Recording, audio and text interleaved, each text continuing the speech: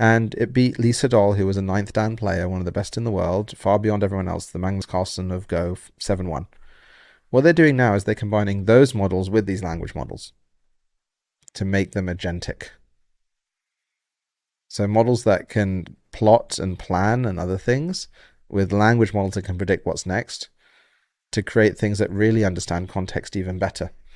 Okay, so I understand enough about how the AlphaGo system works. I want to understand this. So AlphaGo is going to play against itself.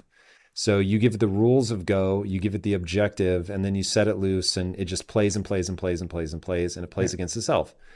And then I know at one point because Lee Sedol, if I remember correctly, was the number two player, and Yeah. people thought, well, first of all, you're never going to beat him. Then Yeah. they did, but they couldn't beat the number one player.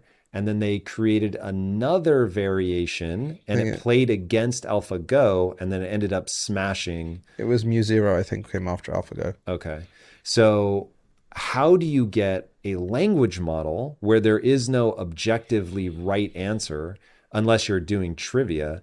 How do you how do you get it to know what the reward is? How do you get the quote unquote right answer? Much of this now is about reward functions. So GPT-4, when it comes out of the box, maybe we're getting a bit too into the weeds, is a pre-trained model on the giant supercomputer.